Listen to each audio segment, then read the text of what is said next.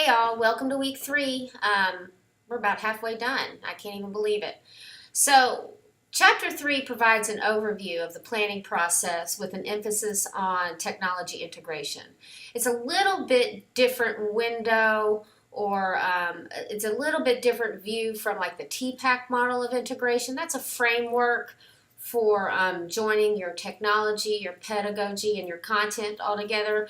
But this is really getting into the nuts and bolts of lesson planning. And Chapter 3 provides a good model. I think it's called DID model for how to go about planning your instructional components. It goes into depth about objectives, and there's a place in your lesson activity where it gets into Bloom's taxonomy.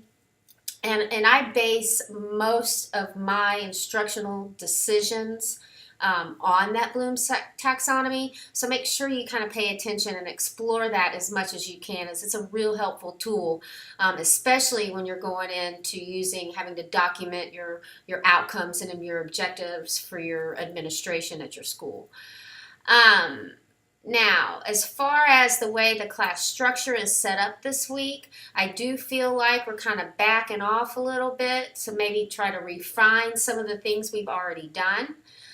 Remember, I extended blog post 2 to be done this week because I want to be able to provide you feedback on your blog post 1 to make sure mainly that your metaphor is where it needs to be to take it to the next step. You need to be working on your TPAC plan.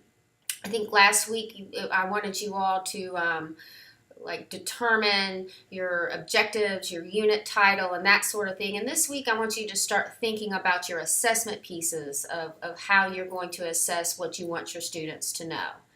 In the TPAC file folder are all the resources and information that you need, including the templates that you'll submit for your draft and your final project. I have given you a guide, and it really does go step by step. So if you just kind of follow that through, it will help direct your thoughts as to how to wrap your head around this project. Also, remember, we have the TPAC forum, so use that if you have questions, because everybody is benefiting from how you all are using the forum. Great job.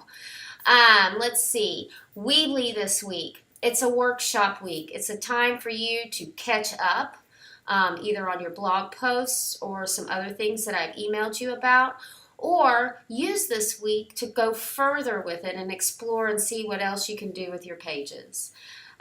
You do have your lesson activity. It does cover Chapter 3 in your text.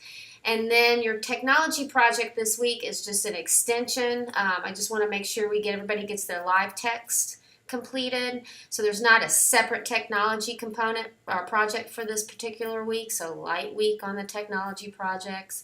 The teacher toolbox, really, really important this week. I've provided a great resource. It's a page with links to 21st century teaching and learning tools, and be sure to check that out. Our focus this week is collaboration and communication tools. Remember, you want to choose and kind of shop around 2 or 3 of them and then choose the one that you think is the most valuable. And then finally, we've got a discussion forum. I'm going to have you talk about objectives and the level of objectives in which you want to be assessing your students. And those objectives and the relationship with the assessment piece, I want you to consider that also in your TPAC analysis that you've got going on.